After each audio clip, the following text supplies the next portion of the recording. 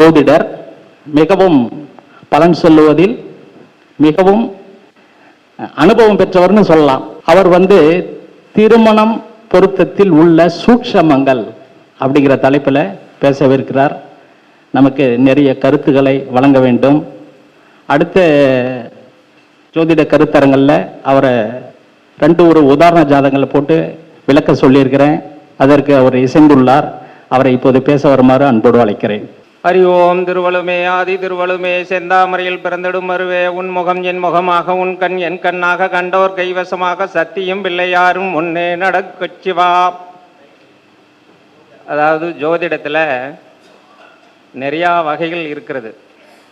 But இந்த ஜோதிடத்தில் பார்த்தீங்கன்னா நான் வந்ததுக்கு காரணம், முதல்ல நம்மளை பெற்றெடுத்த தந்தை தாய் அவர்களுக்கு ஒரு வணக்கம். அடுத்ததாக நமக்கு ஜோதிடம் கற்றுக் கொடுத்த குருமார்கள் அனைவருக்கும் வணக்கம். அடுத்தது இந்த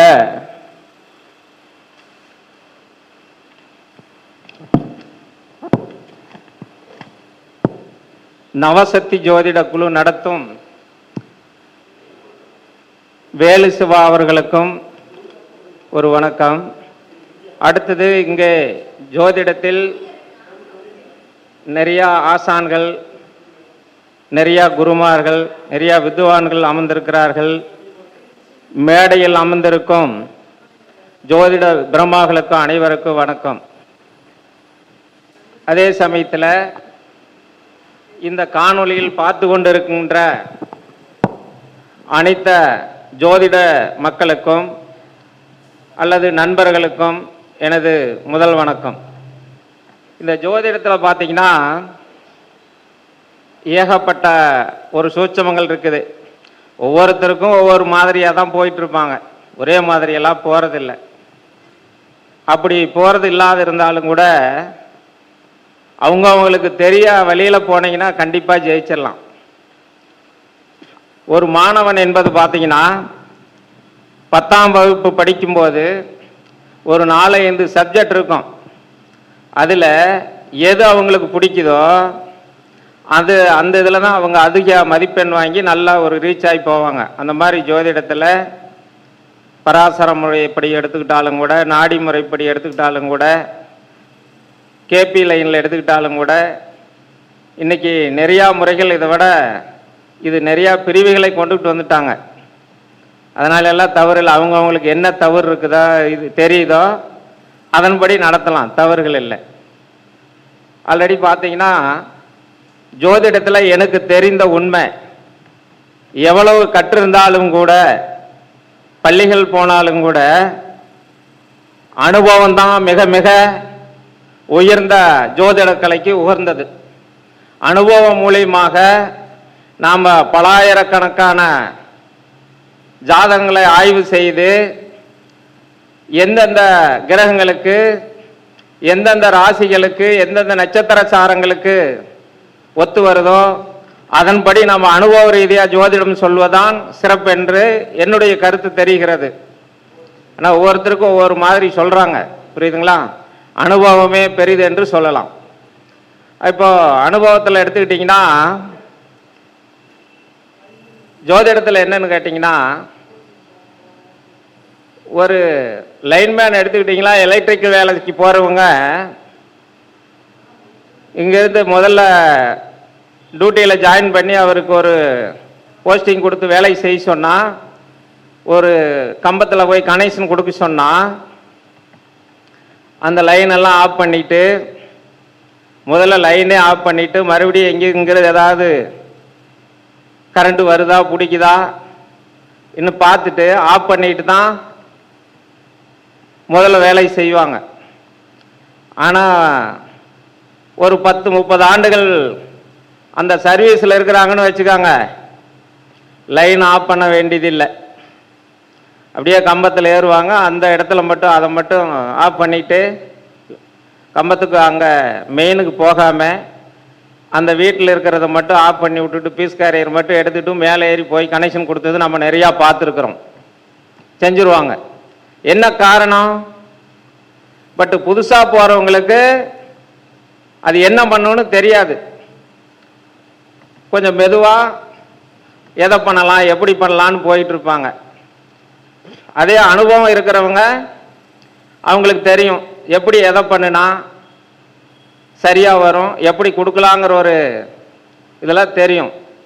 அதன்படி ஜோதிடத்தில் அனுபவங்களே முக்கியம் என்று சொல்லி எனக்கு கொடுத்த திருமண பொருத்தத்தில் சூட்சமம் அப்படிங்கிற ஒரு தலைப்பில் பேச வாய்ப்பு கொடுத்திருக்கிறார்கள். இந்த நவசக்தி ஜோதிட குழுவின் தலைவர் அவர்கள் இந்த வாய்ப்பு கொடுத்திருக்கிறது மிக மிக நன்றி. அதாவது பார்த்தீங்கன்னா திருமணம் அப்படின்னு எடுத்துக்கிட்டிங்கன்னா நாம் இப்போ என்ன சொல்கிறாங்கன்னு கேட்டிங்கன்னா பொருத்தத்தில் நட்சத்திர பொருத்தமே தேவையில்லை அப்படின்னு ஒரு சாரா போயிட்டுருக்குது. ஒரு சாரா என்ன சொல்லுதுன்னா கிரகங்கள் மட்டும் இருந்தால் போதும் அப்படிங்கிற ஒரு சாரா போயிட்டுருக்குது. இன்னொரு லைனில் எடுத்துக்கிட்டிங்கன்னா பார்த்தீங்கன்னா உங்களுக்கு திதிகரண யோகத்தை மூலியமாகவே பொருத்தம் பார்த்துடலாம் அப்படிங்கிற ஒரு சாரா போயிட்டுருக்குது. பட் ஒவ்வொரு வரியிலேயே போயிட்டுருக்குறாங்க. ஒருத்தர் நாடி முறையில் பார்த்தா போதும் அப்படின்னு பொருத்தத்தில் சொல்லுவாங்க. பட் எல்லாமே ஒன்று தான். திருச்செங்கோடு இப்போ சேலத்திலிருந்து வந்தால் திருச்செங்கோடு தான் இங்கே வரணும். நாமக்கல் அங்கேருந்து வந்தாலும் திருச்செங்கோடு பஸ் ஸ்டாண்டு தான் இங்கே வரணும். ஈரோட்டிலிருந்து வந்தாலும் இங்கே திருச்செங்கோடு பஸ் ஸ்டாண்டு, எங்கேருந்து வந்தாலும் திருச்செங்கோடு பஸ் ஸ்டாண்டில் இறங்கி தான் நாம் இந்த அரங்கத்துக்கு வர முடியும். எல்லாம் அங்கே தான் போய் நிற்கும், வேறு எங்கேயுமே நிற்காது. ஆனால் அவங்க போகிற வழியில் போய்க்க வேண்டிதான். புரியுதுங்களா?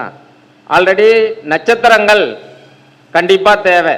அதாவது ஒரு காலத்தில் புரியுங்களா பாமரர் அதாவது மக்கள் ஆட்சி அப்படிங்கிறது இப்போ அன்றைய காலகட்டம் மன்னர் ஆட்சி, அரண்மனை ஜோதிடர், அந்த அரண்மனைக்கு மட்டும் சில நல்ல விஷயங்கள் கெட்ட விஷயங்கள், இன்றைக்கு போருக்கு போகலாம், இன்றைக்கி வேட்டைக்கு போகலாம், இதை செய்யலாம் அப்படிங்கிறதெல்லாம் கொடுத்துக்கிட்டு இருந்தாங்க. மற்றவங்களுக்கெல்லாம் ஜோதிடமெல்லாம் இல்லை, கரெக்டான அரண்மனை ஜோதிடர் தான். பட் அன்னைக்கு இந்த மாதிரி மக்களுக்கு பொருத்தம் என்பதெல்லாம் பெயர் சொன்னால் போதும், போனோடனே என்ன பையனுக்கு என்ன பேர், பொண்ணுக்கு என்ன பேர், பேர் சொன்னால் போதும் பொருத்தம். அன்றைக்கெல்லாம் பார்த்தீங்கன்னா அந்த பெயர் கூட எந்த மாதத்தில் பிறந்தாங்களோ அதுக்கு தகுந்த மாதிரி தான் பேர் வச்சாங்க. நட்சத்திரப்படி கூட பேர் வைக்கல. புரியுங்களா? பங்குனி மாதத்தில் பிறந்தாங்கன்னா பழனிசாமின்னு வைப்பாங்க பெரும்பாலும்.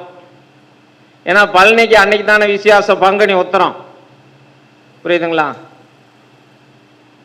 அடுத்தது பார்த்தீங்கன்னா வைகாசி மாதம், இந்த ஏரியாவில் வைகாசி மாதத்தில் பிறந்திருந்தா செங்கோட்டு வேலவர்னு வைப்பாங்க, செங்கோட்டு வேல் செங்கோடன்னு வைப்பாங்க. ஏன்னா திருச்செங்கோட்டில் இங்கே தானே செங்கோடு பாவா இருக்கிறார் இல்லைங்களா, அப்படி பேர் வைப்பாங்க. இந்த மாதிரி ஒவ்வொரு மாதத்துக்கும் சொல்லி பேர் வச்சு பொருத்தம் பார்த்தாங்க. தெய்வ பேர் வச்சு பொருத்தம் பார்க்கறதுனால அந்த பொருத்தங்கள் அருமையாகவும் இருக்கும், நல்லாவும் இருந்தது, வாழ்க்கையும் சிறப்பாக ஓடிக்கிட்டு இருந்தது. ஆனால் இன்றைக்கெல்லாம் பேர் அப்படி வைக்கிறது இல்லை. புரியுதுங்களா? தாறுமாறாக வச்சுக்கிட்டு இருக்கிறாங்க. என்ன பேர் வைக்கிறாங்கன்னே தெரியறதில்லை. வாயிலேயே நுழையாத பேர் வச்சுக்கிட்டு இருக்கிறாங்க. இன்னும் வேறு மாதிரியாக போயிட்டுருக்குது. புரியுதுங்களா? அப்போ அந்த மாதிரி இருக்கும் பட்சத்தில் பெயர் பொருத்தம் பார்த்தாங்க. அன்னைக்கு நட்சத்திர பொருத்தங்கள் தான். அந்த இன்றைய அந்த நட்சத்திர பொருத்தங்கள் வேணுமா சார்? கண்டிப்பாக வேணும். 10 பொருத்தம் இல்லாது இருந்தாலும் கூட நமக்கு ஒரு முக்கியமான பொருத்தம் 5 பொருத்தங்களாவது வேணும். இந்த 5 பொருத்தங்கள் தினம், கணம், யோனி, ராசி, ரச்சு, இந்த 5 கண்டிப்பாக வேணும். இந்த 5 முக்கியமாக மனிதர் என்பது ஆண் பெண் 2 இனத்தை மட்டும் குறித்தாலும் கூட இதில் ஒவ்வொரு பிரிவினருக்கும் ஒவ்வொரு பொருத்தம் மிக மிக முக்கியமாக பார்க்குறவங்க இன்றைக்கும் உண்டு. ஒவ்வொருத்தரும் புரியுதுங்களா? ஒரு சாரா தினப்பொருத்தம் இல்லாத திருமணம் செய்ய மாட்டாங்க. ஒரு சைடில் கணப்பொருத்தம் இல்லைன்னா அவங்க திருமணம் செய்ய மாட்டாங்க. புரியுதுங்களா? ஒருத்தர் ராசி பொருத்தம் இல்லாமல் திருமணம் செய்ய மாட்டாங்க. யோனி பொருத்தம் இருக்குதா இல்லையோ ராசி பொருத்தம் வேணும்னு சொல்கிறவங்க இருக்கிறாங்க. டோட்டலாக கைத்து பொருத்தம் எல்லாத்துக்கும் வேணும். இன்றைய காலகட்டத்தில் சில நட்சத்திரங்கள் வரும்போது, சில கிரகங்கள் நல்ல அம்சத்தில் இருக்கும்போது நம்ம அந்த பொருத்தம் கூட பார்த்து ரச்சு பொருத்ததும் கூட ஒரே ரச்சா வந்தாலும் சிலது ஏறு வரிசை, இறங்க வரிசை, ஆரோகணம் அவரோகணம் எல்லாம் பார்த்து கொடுக்குறோம், பண்ணுறோம். இல்லைன்னெல்லாம் சொல்ல. ஏன்னா நம்ம அனுபவத்துக்கு ஒரு 30 ஆண்டுகள் அனுபவத்தில் இந்த மாதிரி பார்த்துருக்குறோம். நடந்துக்கிட்டு நல்லா தான் இருக்கிறாங்க. ஏன்னு கேட்டிங்கன்னா, 95ல் நான் ஒருத்தருக்கு பொருத்தம் போட்டு கொடுத்தேன். 95ல் அப்போ பொருத்தம் போட்டு கொடுத்து வேற ஒரு ஆஃபீஸில் இருந்து அவங்க என்ன எங்கிட்ட பொறுத்து அவங்களுக்கு 2 பசங்க ஒரு பொண்ணு. பையனுக்கு திருமணம் பண்ணும்போது நான் பொருத்தம் பார்த்தேன். அவங்களுக்கு திருமணம் பண்ணி குழந்தை குட்டியோட நல்லா இருக்கிறாங்க. அப்படிங்கிறதுனால நான் அவங்க வீட்டுக்கே ஜாதகம் பார்க்குறதுக்கு வந்துட்டேன். மேலே ஒரு ஆஃபீஸ் போட்டு கொடுத்தாங்க, அங்கேயே பார்த்துக்கிட்டு இருந்தேன். பட் பார்த்தீங்கன்னா 95 அப்படின்னு எடுத்துகிட்டு இன்னைக்கு 30 ஆண்டுகள் ஆயிடுச்சு. அப்போ அவங்களுக்கு நான் பொருத்தம் போட்டு கொடுத்தவங்களுக்கு குழந்தை பிறந்து, அந்த குழந்தைங்களுக்கு கல்யாணம் ஆகி பேரம்பேத்திக்கு இப்போ ஜாதகம் பார்த்துக்கிட்டு இருக்கிறோம். இந்த மாதிரி கொஞ்சம் நஞ்சல்ல நூற்றுக்கணக்கான பேர்த்துக்கு பொருத்தம் பார்த்துக்கிட்டு இருக்கிறோம். அப்போ பொருத்தம் அப்படிங்கிறது மிக மிக முக்கியம். அப்போ என்ன பண்ண, நான் ஆரம்பத்தில் தின பொருத்தத்தை இந்த நட்சத்திர பொருத்தம் பெருசாக எடுத்துக்கிட்டோம். அதுவும் ஒத்து வந்தது. அப்போ தினப்பொருத்தம் என்பது பார்த்தீங்கன்னா ஆயில் ஆரோக்கியத்தை குறிக்குது அப்படின்னு எடுத்துக்கிட்டிங்கன்னா, ஒரு சாரம் அந்த ஆயில் முழுசாக வேணும் அப்படிங்கிறதுக்காக அந்த தினப்பொருத்தம் எடுத்துக்கிட்டாங்க, கனப்பொருத்தத்தை எடுத்துக்கிட்டாங்க, யோனி பொருத்து வேணும், கைத்து பொருத்து வேணுங்கிறது தான் கருத்து. சரி, அப்போ அடுத்தது எடுத்துக்கிட்டிங்கன்னா, இப்போ ஒரு ஜாதகத்தை கொடுத்து நட்சத்திர பொருத்தங்கள் தாரை வழியில் தான் வருது. பார்த்தீங்கன்னா 2வது நட்சத்திரம், 4வது நட்சத்திரம், 6வது நட்சத்திரம், 8வது நட்சத்திரம், இந்த நட்சத்திர தாரையில் தான் பொருத்தங்களே வரும். வேற ஒன்றும் மாறாது. தாராபலன் பார்க்கறது ஒன்று தான், நட்சத்திரம் பொறுத்து பார்க்கறது அங்கே தான் வரும். இந்த 2 ஒரே மாதிரி தான் வரும், வேற மாதிரியெல்லாம் வராது. அப்படி பார்க்கும்போது சில நட்சத்திரங்கள் 11வது நட்சத்திரம் வந்தாலும் கூட, 13வது நட்சத்திரங்கள் வந்தால் கூட கிரகங்கள் ராசி பொறுத்து வராதனால சில தடைகளும் பாதிப்புகள் இருக்கிறதும் இருக்கு. அப்போ கிரக அடிப்படையிலையும் எடுத்துக்கணும், நட்சத்திர அடிப்படையிலையும் எடுத்துக்கணும். நம்ம ஒரு ஜாதகம் கையில் கொடுத்த உடனே நம்ம முதல்ல நட்சத்திர பொறுத்து வருதா அப்படின்னு பார்த்துக்கிறோம். சரி, வருது. அப்போ எதுக்காக அந்த நட்சத்திரத்தை பொறுத்து பார்க்குறோம்? சார், இன்னைக்கு வரவங்க பூரா எல்லாம் செல்லுலையே பார்த்துக்கிறாங்க எத்தனை பொருத்தம் வருதுன்னு. என்ன கேட்குறாங்க, பொருத்தம் வருதா இல்லையான்னு தான் கேட்குறாங்களா தவிர கிரக பொருத்தங்கள் இருக்குதான்னு ஒருத்தர் கேட்கறது இல்லை. புரியுதுங்களா? எத்தனை பொருத்து வருது, 10க்கு எத்தனை பொருத்து வருது சொல்கிறோமா, இல்லை கிரக பொருத்தத்தை மட்டும் சொல்லிக்கிட்டு இருக்கிறோமா? மக்கள் வந்த உடனே சார் பொருத்தம் எத்தனை வருது, அவங்களுக்கு சரியான பதில் சொல்லணும். சொல்லினா பொருத்தத்தை சொல்ல மாட்டேங்கிறாரு, வேற எதையோ சொல்லிட்டு இருக்கிறாருங்கிற மாதிரி போயிடும். அப்போ பொருத்தமும் சொல்லணும்.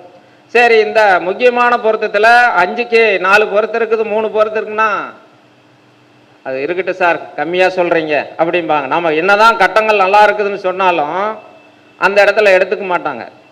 ஏன் எடுத்துக்க மாட்டாங்கன்னு சொன்னால், நம்ம ஒரு பொருத்தம் 5க்கு 4 பொருத்தம் இருந்து நல்லா இருக்குது செய்யலான்னு சொன்னால், இன்னொரு பக்கம் கொண்டு போய் கொடுத்தா அவங்க இந்த பொருத்தம் இல்லை சார்னு யாரும் ஒருத்தர் சொல்லிடுவாங்க. சொல்லும்போது என்ன சொல்லுவாங்க, சார் இவர்கிட்ட போனால் ப்ரொஃபஷனலாக பார்க்குறாருன்னு சொன்னால் இப்படி சொல்கிறாரு அப்படிங்கிற மாதிரி தவறான கருத்து வரும். அப்போது நம்ம பொருத்தத்தையும் சொல்லணும், கட்ட பொருத்தமும் கொடுக்கணும். 2ஐயும் மிங்கிள் பண்ணி கொடுத்தா தான் அந்த பொருத்தம் நமக்கு சிறப்பாக இருக்கும். இப்போ சார் சொன்னார் இல்லைங்களா, சாப்பாடு எப்படி சாப்பிடணும்னு சொல்லி. இப்போ பார்த்தீங்கன்னா இந்த சாப்பிட்றதுக்கு போனோம். அப்போ சாப்பாடு, சாம்பார், பொரியல், அப்பளம், புளிக்குழம்பு, ரசம், மோர் எல்லாமே சாப்பிட்டதுனால ருசியாக தெம்பா உட்காந்துட்டு கேட்குறோம். இதுக்கு முன்னாடி அந்த பசி 1:30 மணி ஆயிடுச்சுன்னா எல்லாம் அவங்க பாட்டுக்கு எழுந்திரிச்சு எந்திரிச்சு போய் பசி ஆனதே சாப்பிட்டாங்கல்ல. எதுக்காக சார்? அந்த ருசி, பசி இதுக்கெல்லாம் கரெக்ட் ஆகணும், அப்போதான் இருக்கும். அப்போ பொருத்தம் எல்லா வகையிலையும் பார்க்கணும். அப்போ பொருத்தம் பார்க்கும்போது ஒரு கட்டத்தை கொடுத்த உடனே 2 ஜாதகம் கொடுத்த உடனே முதல்ல லக்ன பொருத்தம் பார்க்கணும். நம்ம ஈரோடு பாலகிருஷ்ணன் ஒரு தடவை கேட்டார், அண்ணா என்னன்னா வந்த உடனே இப்படி பார்க்குறீங்க, ஆகும் ஆகாதுன்னு சொல்கிறீங்க எப்படின்னா அப்படின்னு கேட்டார். பாருங்க இதுதான் இந்த ரூலு தான் நான் போயிட்டு இருக்கிறேன் அப்படின்னு நான் சொன்னேன். அப்போ எந்த ரூல்ல போறேன்னு பார்த்தீங்கன்னா, முதல்ல லக்ன பொருத்தம். புரியுதுங்களா? லக்னம் 2 பேர்த்துக்கு 6 8 வருதா அப்படின்னு பார்க்கணும். முதல்ல லக்னம் 6 8 வரக்கூடாது. ரெண்டாவது லக்னாதிபதி 2 பேர்த்துக்கு 6 8 வருதா அப்படின்னு பார்க்கணும். அப்ப லக்னம் 6 8 வந்தாலும் தவறு தான், லக்னாதிபதி 6 8க்கு வந்தாலும் தப்பு தான். புரியுங்களா? மறையக்கூடாது. அப்படி மறைஞ்சதுன்னா அவங்களுக்கு பொருத்தங்கள் வராது. புரியுதுங்களா? அவ்வளவு சிறப்பாக இருக்காது. இன்னொரு நிலையில எடுத்துக்கிட்டோம்னா, ஒரு ஜாதகம் கொடுத்த உடனே அவருடைய ஜாதகத்துல அவருடைய லக்னாதிபதி 6 8 இருக்கிறாரா, அவருடைய பொண்ணுடைய லக்னாதிபதி 6 8 இருக்கிறாங்களா, அல்லது அவங்களுக்கு 7ஆம் இடத்துக்கு அதிபதி 6 8ஆம் இடத்துல இருக்கிறாருன்னு முதல்ல கவனிக்கணும். அவங்களுடைய லக்னம் வலுவா இருக்குதா, அவருடைய லக்னாதிபதி வலுவா இருக்குதான்னு முதல்ல கவனிக்கணும். அப்ப லக்ன பொருத்தம் பார்க்கணும். லக்னாதிபதி 6 8 12 மறையக்கூடாது. இதை பார்க்கணும் முதல்ல. அடுத்து இருந்தா ராசி 6 8 12 ராசி வருதா அப்படின்னு பார்க்கணும். அப்ப அந்த ராசியே 6 8 12வது ராசி வருதான்னு பார்த்து வந்ததுன்னா அதை ரிஜெக்ட் கொடுத்துடலாம், தப்பு இல்லை. ஏன்னு கேட்டிங்கன்னா, 6வது ராசி நான் வந்து ஒரு 2 ஜாதகம் வச்சிருக்கிறேன், நான் சொல்றேன், அதையும் சொல்றேன். தனுசு ராசி, ரிஷப ராசி, பார்த்தீங்களா, கன்னி ராசி, கும்ப ராசி, இந்த ஜாதகம் வச்சிருக்கிறேன். ஆனால் பொருத்தம் வரும், ராசி பொருத்தம் வராது.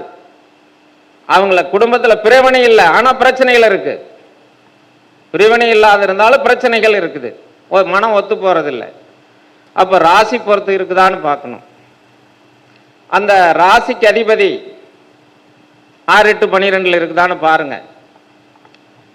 அப்ப லக்னம், லக்னாதிபதி, ராசி, ராசிக்கு அதிபதி. பட் அடுத்தது பார்த்தீங்கன்னா உங்களுக்கு 7ஆம் இடம். பையன் ஜாதகத்தில் 7ஆம் இடம் எப்படி இருக்குது? அவருடைய 7 குடையும் 6 8 போகாம நல்லா இருக்குதான்னு பாருங்க. பொண்ணுடைய 7ஆம் இடம் 6 8க்கு போக, 7 குடையவன் 6 8க்கு போகாம இருக்குதான்னு பாருங்க. அந்த 7 குடைய 2 தங்களுக்குள்ள 6 8 போகாம இருக்குதான்னு பாருங்க. அப்ப 7ஆம் இடத்துக்கு அதிபதியும் 6 8க்கு போகக்கூடாது. அப்படி போச்சுனாலும் உங்களுக்கு வந்து பொருத்தங்கள் அவ்வளவு சிறப்பாக இருக்காது. ஒரு பையனுடைய ஜாதகத்தில் 7 குடையவன் 6ஆம் இடத்துக்கு போயிடுச்சு, புரியுதுங்களா? ஒரு பொண்ணு ஜாதகத்தில் 7 குடையும் 12ஆம் இடத்துக்கு போயிடுச்சு. அப்ப எத்தனாம் இடமா வரும்? 8ஆம் இடமா வருமா? 6ஆம் இடம் வரும், 8ஆம் இடம் வரும். தங்களுக்குள்ள 6 8 12க்கு போச்சுன்னாவே அந்த பொருத்தம் 7 குடையவன் 6 8க்கு போகக்கூடாது. இந்த பொருத்தங்களெல்லாம் மிக மிக முக்கியமா எச்சரிக்கையா பொருத்தம் பார்க்கணும். ஒன்று பொருத்தத்தில். சரி, இந்த பொருத்தத்தில் 7 குடையவனும் பார்த்துட்டோம், சரிங்களா? அடுத்தது என்ன பண்ணணும்? இது மேட்ச் ஆச்சுன்னா போதும். இந்த லக்னத்துக்கு இந்த லக்னாதிபதி திரிகோணத்தில், அந்த லக்னத்துக்கு அந்த லக்னாதிபதி திரிகோணத்தில் இப்படி இருக்கிற மாதிரி எடுத்துக்கணும். வரலைங்கிறதுக்கு ஒரு கருத்து, வருதுங்கிறதுக்கு ஒரு கருத்து, புரியுதுங்களா? இந்த மாதிரி எடுத்துக்கணும். பட் இந்த 7ஆம் இடத்துக்கு அதிபதி 6 8க்கு போகாம 1க்கு 1 கேந்திர திரிகோணத்தில் 3 7 11ஆம் இடத்துல இருந்தா நல்ல பொருத்தமாவே அமைஞ்சிரும், நல்ல பொருத்தமாவே அமைஞ்சிரும். அதுல தடைகள் வராது, பயப்பட வேண்டியதில்லை. நீங்க அடுத்தது என்ன பண்ணணும்? புத்திரஸ்தானத்தை பார்க்கணும். அப்போ குழந்தை பாக்கியத்துக்கு பார்க்கும்போது, புரியுதுங்களா, அந்த குழந்தை பாக்கியம் என்பது 5ஆம் இடம். 5 9 அன்னைக்கு தான் பார்த்தீங்கன்னா உங்களுக்கு வந்து சந்திரகாவியத்தில் என்ன சொல்லியிருக்குது? அதாவது 5 9 மிஞ்சும் பலனை கொடுப்பாருன்னு சொல்லி இருக்குது. பாவர் சுபரானாலும் அது நல்லா இருக்குங்கிற கருத்து தான் கொடுக்கும். உங்களுக்கு வந்து எந்த லக்னமாக இருந்தாலும் இந்த 5ஆம் இடம் மட்டும் பகை கிரகமாகவே வராது, சுபகிரகமாக தான் வரும். 1 5 9 மட்டும் பகை கிரகமாகவே வராது, ஒரு நட்பு கிரகமாக தான் வருமா தவிர அது பகை கிரகமாகவே வராது. அதுக்கு தான் சொல்கிறாங்க பட் பார்த்தீங்கன்னா அதில் 1, 5, 9 இந்த இடத்துல இருக்குதான்னு பார்க்கறது ரொம்ப ரொம்ப சிறப்பு. இந்த 5ஆம் இடத்துக்கு அதிபதி பொண்ணுக்கு 5ஆம் இடம், பிள்ளைக்கு பையனுக்கு 5ஆம் இடம், பொண்ணுக்கு 9ஆம் இடம் மிக மிக முக்கியம், பையனுக்கு 5ஆம் இடம் மிக மிக முக்கியம். இவங்க 2 பேர்த்தையும் பாருங்க, இவங்க எங்கேயாவது பார்த்து நீசமாக இருக்கிறாங்களா அல்லது பகை பெற்றிருக்கிறாங்களா, 6, 8, 12ஆம் இடத்துல மறைஞ்சிருக்கிறாங்களா? இந்த 5ஆம் இடத்துக்கு அதிபதியும் அந்த 5ஆம் இடத்துக்கு அதிபதியும் 6, 8, 12ஆம் இடம் மறைந்தாலும் பொருத்தத்தில் அவ்வளவு சிறப்பான பலனை கொடுக்காது, குழந்தை தாமதத்தை கொடுத்துரும். 2வது எடுத்துக்கிட்டிங்கன்னா நமக்கு புத்திரக்காரகன் குரு. புத்திரக்காரகன் குரு 2 ஜாதகத்திலையும் நீசமாக இருக்கிறாங்களா அப்படின்னு பார்க்கணும். ஏன்னா குழந்தையை கொடுக்கக்கூடியது அவரு தானே. அப்போ புத்திரக்காரகன் குரு நீசமாவாமல் இருக்கும் 2 பேர்த்துக்கும். நீசமாகி போச்சுன்னா குழந்தை ஸ்தானத்தை தடைப்படுத்தும். புரியுங்களா? நிறையா ஜாதகம் 5ஆம் இடத்துல ராகு இருந்தால் கூட குழந்தை கிடைச்சிரும், 5ஆம் இடத்துல குரு இருந்தாலும் குழந்தை கிடைச்சிரும். ஒருவருக்கு சரியில்லாமல் இருந்து ஒருவருக்கு நல்லா இருந்தால் கண்டிப்பாக எடுத்துக்கலாம். 2 பேர்த்துக்கும் 6, 8, 12 மறைந்து நீசமானா தான் அந்த குழந்தை பாக்கியத்தை தடைப்படுத்தும். அதெல்லாம் பார்க்கணும், பார்த்து தான் நாம் செய்யணும். அப்போ குழந்தை பாக்கியம் மிக மிக முக்கியம். அப்போ இன்றைய காலகட்டத்தில் பார்த்தீங்கன்னா குழந்தை பாக்கியம் மிக மிக முக்கியம். அது நிறையா தடைகள் வருது, பாதிப்பு வருது. 1, 2 வைக்கிறதுக்கு பார்க்குறாங்க, அதுவே கிடைக்காத நிறையா ஆஸ்பத்திரி கோயில் குளம் நிறையா பாதிப்படைஞ்சிட்டு இருக்கிறாங்க. ஏன்னு கேட்டால் நான் முதல்ல சொன்ன மாதிரி ஜாதகத்தை சரியாக செட் பண்ணுறதில்ல. அப்போ ஒரு ஜாதகத்துக்கு குழந்தை பாக்கியத்துக்கு அதிபதி 5ஆம் இடத்துக்கு அதிபதி ராகு கேது சனி செவ்வாயினுடைய தொடர்பெல்லாம் இல்லாத பார்த்துக்கணும். அப்போ 7ஆம் இடத்துக்கு அதிபதி 2 பேர்த்தினுடைய 7ஆம் இடத்துக்கு அதிபதி சனி செவ்வாயோட தொடர்பு இருக்குதா அல்ல ராகு கேதோட தொடர்பு இருக்குதா, 6, 8, 12 மறைஞ்சிருக்குதா அப்படின்னு பார்க்கணும். இதெல்லாம் பார்த்து தான் கொண்டுகிட்டு வரணும். அப்போ தான் பொருத்தத்தில் உங்களுக்கு சிறப்பான பலன் வரும்.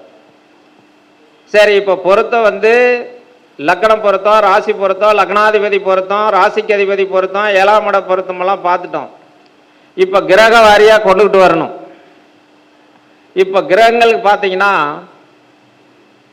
பையனுடைய ஜாதகத்தில் சுக்கிரனும் கேது சேர்ந்திருந்தா அந்த பொண்ணு ஜாதகத்திலையும் அதே மாதிரி செவ்வாய் கேதோ சுக்கிரன் கேதோ சேர்ந்திருந்தா நிச்சயமா அமைக்கக்கூடாது.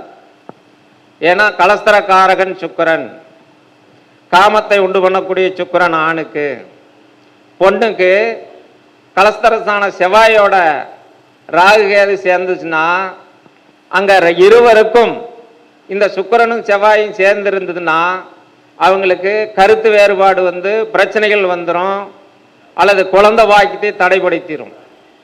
இதெல்லாம் நிறையா நடந்துகிட்டு இருக்குது. அதாவது 1, 2 ஜாதகம் இல்லை, நூற்றுக்கணக்கான ஜாதகம், ஆயிரக்கணக்கான ஜாதகம் எங்கிட்ட இருக்குது. இந்த உதாரணத்துக்கு எடுத்து காட்டுவேன், புரியுங்களா? உதாரண ஜாதகம் 1, 2 வச்சிருக்கல, ஆயிரக்கணக்கான ஜாதகம் இந்த மாதிரி இருக்குது, புரியுதுங்களா? அப்போ பார்த்தீங்கன்னா சுக்கிரனும் கேதுக்கு செவ்வாய் கேதுக்கு தொடர்பு இருக்கக்கூடாது, சுக்கிரன் ராகு இருக்கக்கூடாது. அதே சமயத்தில் உங்களுக்கு பார்த்தீங்கன்னா இந்த செவ்வாய் சனி 2 பேர்த்தையும் லக்ன தொடர்பு, 2ஆம் இடத்து தொடர்பு, 7ஆம் இடத்து தொடர்பு, சனி செவ்வாய் இவங்க 2 பேர் தொடர்பு இருந்ததுன்னா அப்போ லக்னத்தில் ஒரு ஜாதகத்துக்கு செவ்வாய் இருக்கிறாரு, 11ஆம் இடத்துல ஒருத்தருக்கு சனி இருக்கிறாரு. அப்போ லக்ன தொடர்பு செவ்வாய் சனிக்கு வந்துடும். இன்னொரு ஜாதகத்துக்கு அதே சனி 7 இருக்கும், புரியுதுங்களா? அதுக்கு அடுத்தது பார்த்தீங்கன்னா அந்த செவ்வாய் என்பது பார்த்தீங்கன்னா 7 இருக்கிற செவ்வாய் சனிக்கு இங்கே செவ்வாய் 4ஆம் பார்வையை பார்த்துது அப்படின்னா அங்கே இந்த லக்னமும் கெட்டு போச்சு, அந்த 7ஆம் இடமும் கெட்டு போச்சு. 2 பேர்த்துக்கும் அங்கே செவ்வாய் சனி தொடர்பு இருந்ததுன்னா அவங்களுக்கு ஆயில் பங்கத்தையும் கெண்டத்தையும் தண்டத்தையும் பிரச்சனைகளை கொடுக்கக்கூடிய ஒரு ஜாதகமாயிரும். அப்போ என்ன பண்ணோம்? லக்னம் 2, 7, 8 இதுக்கெல்லாம் செவ்வாய் சனி தொடர்பு லக்னத்துக்கு தொடர்பெல்லாம் இருந்ததுன்னா கண்டிப்பாக பாதிப்புகள் கொடுத்துரும். உத்தரகால அமரத்தில் அப்படி தான் கொடுத்துருக்குது.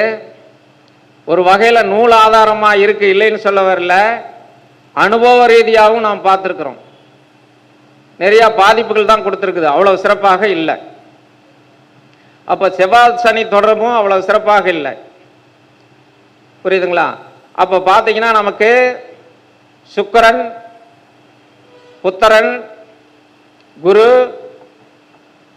செவ்வாய் சனி, ராகு கேது இந்த தொடர்பெல்லாம் இருக்கவே கூடாது. அப்போ நம்ம ஒரு ஜாதகத்தை வாங்கினோடனே ஆயில் நல்லா இருக்குதான்னு பார்க்கணும், செவ்வாய் சனி தொடர்பு இருக்குதான்னு பார்க்கணும், கேது ராகு சுக்கிரனோட எங்கேயாவது தொடர்பு இருக்குதான்னு பார்க்கணும். இதெல்லாம் கணவன் மனைவி 2 ஜாதகத்திலையும் எங்கேயாவது ஒரு பக்கம் தொடர்பு இருந்ததுன்னா கண்டிப்பாக பாதிப்புகள், சிரமங்கள், தொல்லைகளை தான் கொடுக்கும். ஏன்னு கேட்டிங்கன்னா, இப்போ எப்பவுமே ஒரு பையனுடைய ஜாதகம் லக்னம் வலுவாக இருக்கணும், லக்னம் வலுவாக இருக்கணும், 7ஆம் இடம் கொஞ்சம் வீக்காக இருக்கணும். புரியுங்களா? லக்னம் அதிக பவராகவும் 7ஆம் இடம் கொஞ்சம் வீக்காக இருக்கணும். வரக்கூடிய மனைவிக்கு 7ஆம் இடம் வலுவாக இருக்கணும். அதிக பவராக இருந்தா, புரியுதுங்களா, 7ஆம் இடம் பொண்ணுக்கு வலுவாக இருந்தா அருமையா அந்த கணவன் சொல்ற மாதிரி கேட்டு நடப்பாங்க, ஒத்து வருவாங்க. நீங்க பாருங்க, நிறைய கருத்துல தெரியும். ஒரு பேப்பர்ல வேணா எடுத்து போடுங்க, நான் ஒரு சின்ன இது சொல்றேன், எடுத்து பார்த்துக்காங்க. பொண்ணு ஜாதகத்துல ஒரு கட்டம் போட்டு பாருங்க, ஆராய்ச்சி பண்ணி பாருங்க, அல்லது உங்களுக்கு அப்படியே ஞாபகத்துல பாருங்க. ஒரு பொண்ணுக்கு கடக லக்னமா இருந்து லக்னத்துல சுக்கிரன், 7ஆம் இடத்துக்கு அதிபதி சனி, 4ஆம் இடத்துல துலாத்துல உச்சம், 7ல் சந்திரன், மிதுனத்துல குருவும் புதனும் இருந்து அந்த சனியை குரு பார்க்கிறார். அப்ப இந்த ஜாதகருக்கு எப்படி இருக்குன்னு பாருங்க. இந்த பொண்ணுக்கு எப்படி கணவன் அமையும், நல்லா இருப்பாங்களா இல்லையான்னு யோசனை பண்ணுங்க. சார், இன்னொரு ட்ரிப்பு சொல்றேன். கடக லக்னத்துல சுக்கிரன், 7ல் சந்திரன், 4ல் சனி, 12ல் குரு புதன். இவருக்கு, இந்த பொண்ணுக்கு எப்படி கணவன் அமையும்?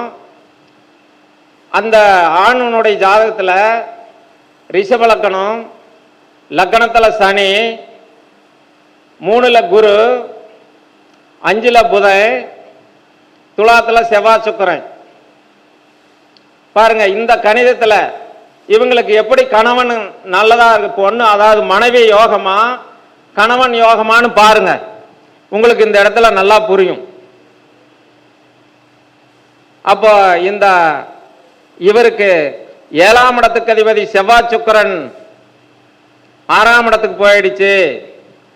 இவருடைய லக்னம் வலுவா, லக்னத்துல சனி இருந்து 7க்குடையவனும் 6ஆம் இடத்துல மறைந்து, ஆனா 7ஆம் இடத்தை குரு பார்த்தனால மனைவி வேணும் அப்படிங்கிற ஒரு கருத்து இருக்குது.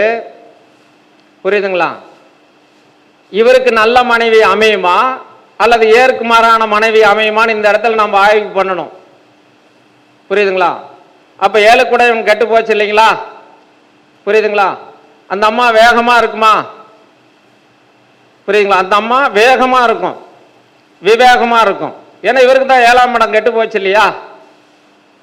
புரியுதுங்களா? அதே அந்த அம்மா ஜாதகத்துல பாருங்க, 7ல் லக்னாதிபதி சந்திரன் 7ஆம் இடத்துல இருந்து, லக்னத்துல சுக்கிரன் இருந்து, சந்திர அதியோகத்தில் இருக்கும் திசையில அந்த அம்மாவுக்கு நல்ல கணவன் அமைஞ்சிரும், நல்ல கணவன் அமைஞ்சிரும். அப்போ அந்த 7க்குடையவன் சனியை குரு பார்க்கிறாரு. சந்திரனுக்கு 6ஆம் இடத்துல 7ஆம் இடத்துல 8ஆம் இடத்துல கிரகங்கள் இருக்கும். சந்திர அதியோகத்திலிருந்து அந்த அம்மாவுக்கு ஒரு நல்ல கணவனாகும். சொல்ற மாதிரி கேட்கிற கணவனாகும். புரியுதுங்களா? சமையல் பண்ணி கொடுனா போய் அடுப்புல இருந்து சமையல் பண்ணக்கூடிய கணவனாகும். புரியுதுங்களா? அதை எடுத்து துவைச்சு போடுனா துவைச்சு போடக்கூடிய கணவனாகும்.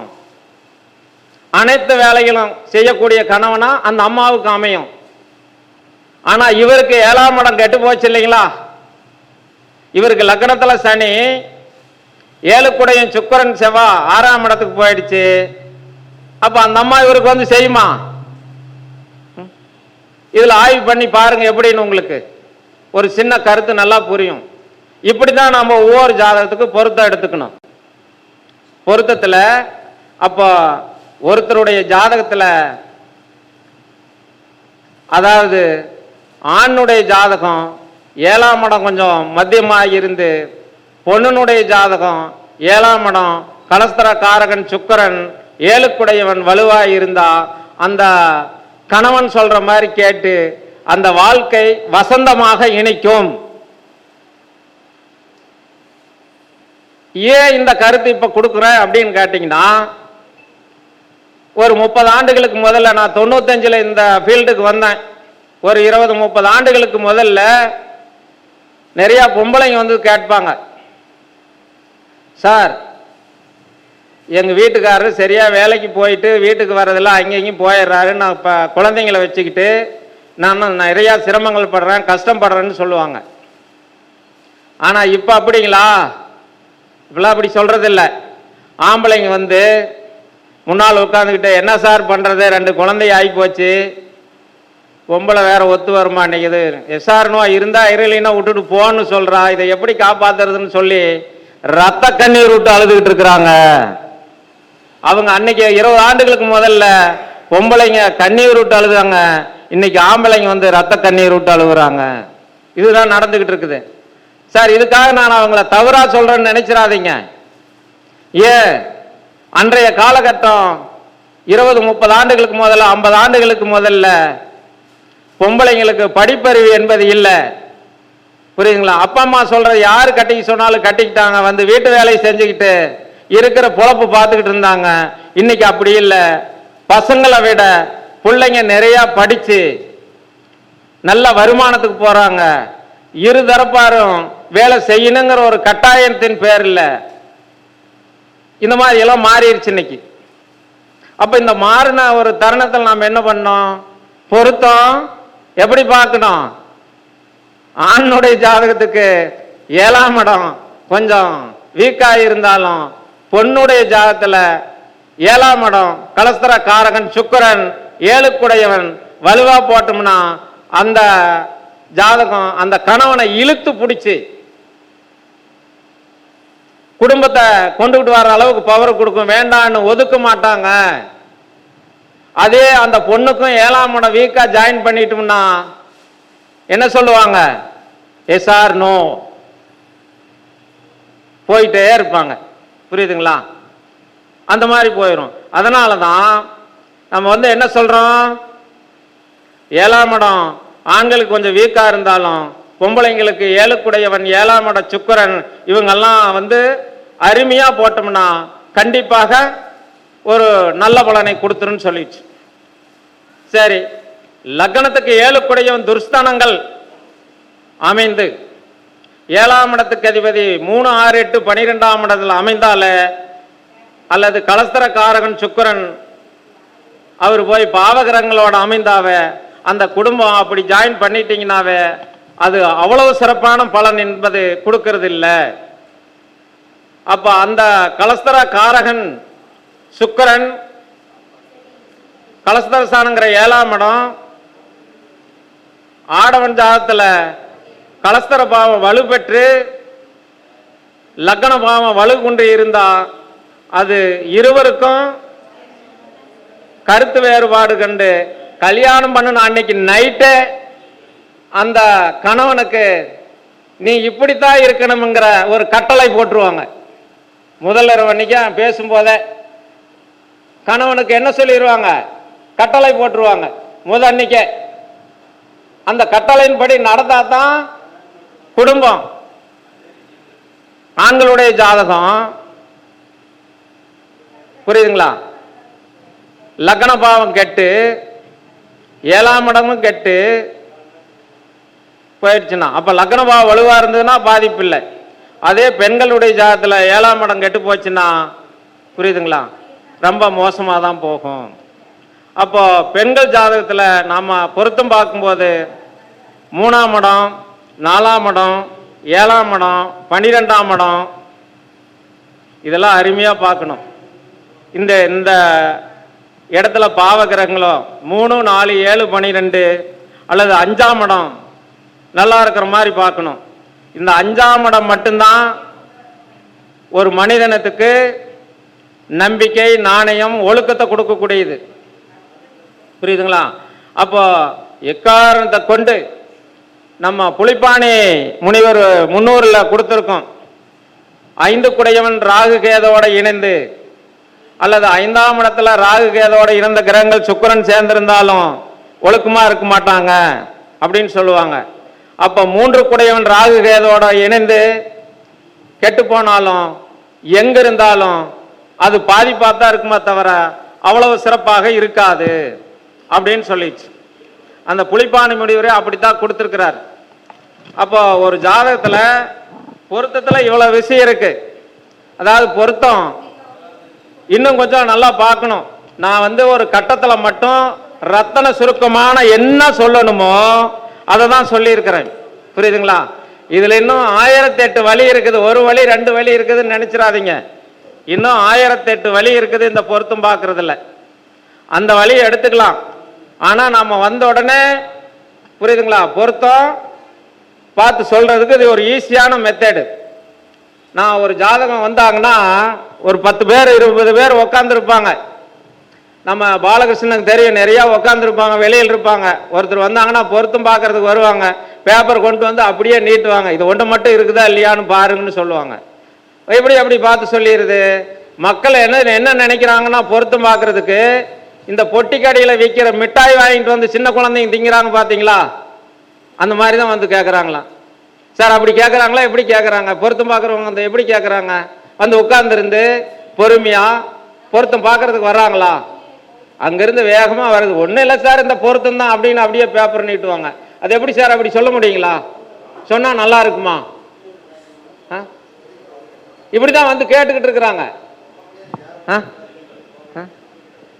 அப்படி சொன்னாதான் ஜோசிக்காரனுக்கு கூட்டமும் வராது, கஸ்டமரும் இல்லை. புரியுதுங்களா? இந்த மாதிரி போயிட்டு இருக்குது. அதனால பொருத்தம் பார்க்கறதுல இன்னொன்று, அதாவது பார்த்தீங்கன்னா, இப்போ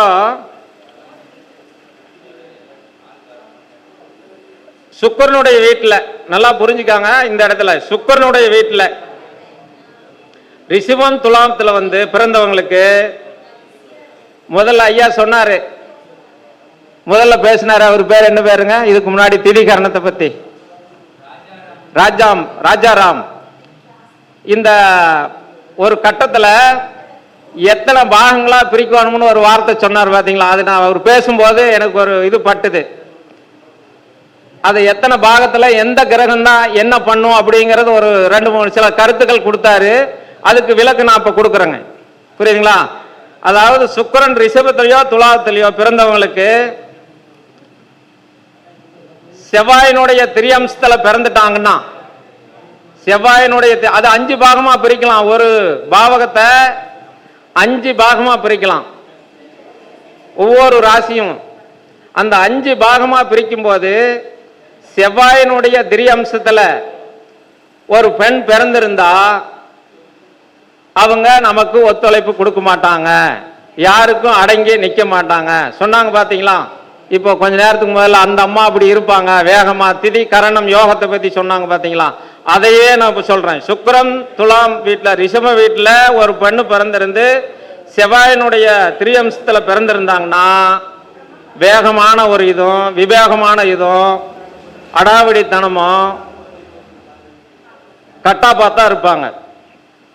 அதே ஒரு பெண்ணு சனியினுடைய திரியம்சத்துல பிறந்துட்டாங்கன்னாலும் ஒழுக்கம் கட்டு போயிடுவாங்க. சனி என்பது அந்த சுக்கிரனுடைய வீட்டுக்கு கீழ்நிலை, அடிநிலை, கெட்ட எண்ணம், கெட்ட சேர்க்கை, கெட்ட நடவடிக்கைக்கு போகும்.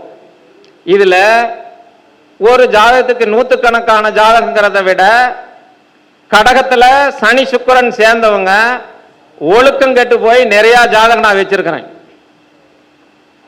அவங்க எந்த லக்கணத்துல வேளான்னு பிறந்திருக்கட்டும். அப்போ ஒவ்வொரு ராசியிலையும் இந்த மாதிரி திரிய அம்சத்தை எடுத்து பார்த்தோம்னா இதுல எக்கச்சக்கமான விளக்கம் கொடுக்கலாம். நம்ம ஒவ்வொரு ராசியிலையும் 5ஆ பிரிச்சு, அப்ப குருவனுடைய அம்சத்துல பிறக்கலாம், புதனுடைய திரியாம்சத்துல பிறக்கலாம், சுக்கிரனுடைய திரியாம்சத்துல பிறக்கலாம். மற்ற 5 திரியாம்சத்துக்கு இந்த 3ல விட்டு மற்ற 2ல பிறந்திருந்தாங்கன்னா கண்டிப்பாக அவங்க ஏற்குமாறான பலன். நாம சார் நீங்க கேட்டீங்க, இப்ப திரியாம்சனுடைய பலனை இப்ப நான் வெளியில சொல்றேன். ஏன் நான் பார்த்த உடனே இந்த பொண்ணு ஆகாது, காதல் திருமணம் பண்ணும், கலப்ப திருமணம் பண்ணும், கெட்ட பேர் பண்ணும், ஒழுக்கு இருக்காதுன்னு நெட்டெடுப்பு ஜோசியத்துல நூற்றுக்கணக்கான ஜாதகத்துக்கு நான் சொல்லியிருக்கிறேன். நான் எனக்கு எந்த நூல் எடுத்தாலும் ஆரம்ப காலத்திலேயே படிக்கும்போது 5ஆம் இடமும் 7ஆம் இடமும் தான் நான் எடுத்து படிப்பேன். இந்த 5ஆம் இடம் 7ஆம் இடம் என்பது எந்த ஜாதகத்தை கொடுத்தாலும், பட் உங்க ஜாதகத்தை கொடுத்தீங்கனாலும் உங்களுடைய வாழ்க்கை, கணவன் எப்படி அமையும், மனைவி எப்படி அமையும், என்ன பண்ணுவீங்க அப்படிங்கறது தெளிவா சொல்லிடுவோம். இதனால நம்ம ஜோதிட சங்கத்துல பெரும்பாலும் என்கிட்ட ஒரே ஒரு தடம் மட்டும் ஒரு மீட்டிங்ல பேசும்போது எனக்கு ஒரு ஜாதகம் போட்டாங்க போறதில்ல. நான் போட்ட ஜாதகத்தை கொண்டு வந்து சொல்றாரு, நாங்க ஒரு ஜாதகம் போடுறோம், இதுக்கு பதில் சொல்லுங்க ஐயான்னு ஒருத்தர் போட்டாரு. அந்த ஜாதகத்துக்கு பலன் சொன்ன, ஆமா அவர் சொன்னதெல்லாம் உண்மைதான், அந்த மாதிரி தான் நடந்துச்சுன்னாரு. அதுல இருந்து மீண்டும் எனக்கு வந்து போர்டில் கொண்டாந்து வர்ற சங்கத்துக்கு வர்ற ஜோதிடர்கள் எனக்கு கொண்டு வர ஜாதகம் போடுறது இல்லை. ஏன், அங்க என்ன இருக்குது அதை அப்படியே கொடுத்துருவோம். 7ஆம் இடம் எப்படி பல தடைகளும் பாதிப்புகள் வந்துருங்கிறது ஒரு கருத்துனால அந்த மாதிரி வரும். பட் இன்னும் எனக்கு டைம் கொடுத்தாங்கன்னா இன்னும் பொருத்தத்தில் இன்னும் நிறையா வழிகள் கொடுப்பேன். நவாம்சத்துக்கு நான் போகல. நவாம்சத்தில் இருக்கிற பார்த்தீங்கன்னா நவாம்சம் என்பது ஒரு பொருத்தம் பார்க்கறதுல மிக மிக முக்கியம். ஏன்னு கேட்டீங்கன்னா, இப்போ சார் என்ன சொல்றாருன்னா, இப்போ நான் யூடியூப்ல பார்த்தேன், எப்போ பக்கமா ஒரு தமாசா போட்டிருந்தது. அதுக்கு தான் ஒரு அம்மா வந்து ஒரு பொண்ணை கேட்குது, உங்க வீட்டுக்காரர் எங்க, உங்க வீட்டுக்காரர் எங்கன்னு சொல்லி. அதுக்கு தான் அந்த பொண்ணு போய் வீட்டுக்காரர் சொல்லுது, என்னங்க நான் அந்த வீரிக்கார அம்மா வந்து அடிக்கடி உங்களை ஒரு 10 தடவை கேட்டுருச்சு அப்படின்னு சொல்லி சொல்லுது கணவன்கிட்ட. அவர் எந்திரிச்சு வந்து என்ன பண்றாரு, என்னமாங்கிறாரு, உங்களை பார்க்கறதுக்கு வந்தேன். இந்த தெருவில் 75 குடும்பம் இருக்குது, 75 குடும்பங்களுக்கு ஒருத்தருக்கும் என்னுடைய போன் நம்பர் தெரியாது அப்படின்னு சொன்னார். அப்புறம் ஏமா காலையிலிருந்து 15 தடவை வந்து கேட்டீங்கன்னா எப்படி இதே வேலையா உனக்கு அப்படின்னு கேட்டார். அப்புறம் அடுத்தது என்ன சொல்ற, எனக்கு 1008 வேலை இருக்குது, இந்த வேலையை விட்டு நான் உனங்க எங்கம்மா பார்க்குறேங்கிறாரு. இந்த வேலை முடிக்கிறதுக்கு எனக்கு பகல் 12 மணி ஆயிரும்.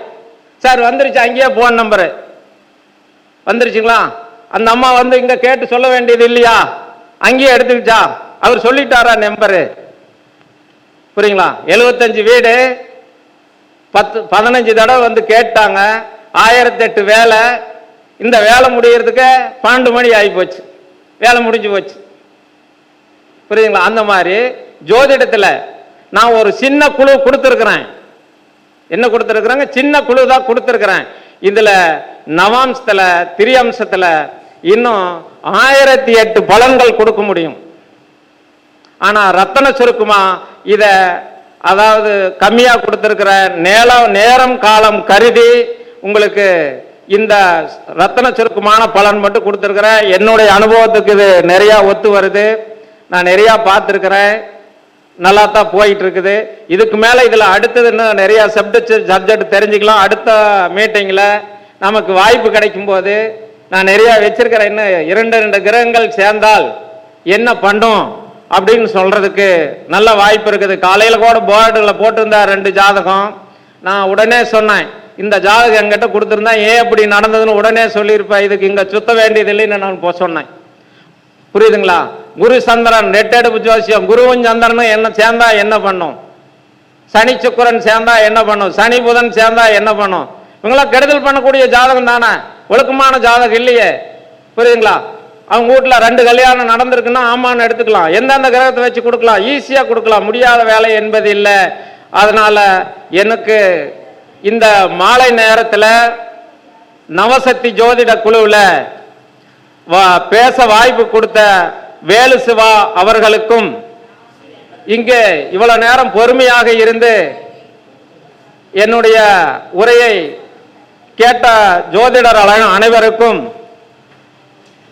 அதே உலகம் பூரா பரப்பி கொண்டிருக்கிற இந்த ஆன்லைன் டிவி அவர்களுக்கும் நன்றி சொல்லி விடைபெறுகிறேன். நன்றி, வணக்கம். என்னுடைய பெயர் வெப்படை கந்தசாமி. 944 34 084 59. பொருத்தமுன்னாவே எனக்கு நல்லா பிடிக்கும். நீங்க எந்த சந்தேகம் இருந்தாலும் என்னை கூப்பிட்டு கேட்கலாம். நன்றி, வணக்கம்.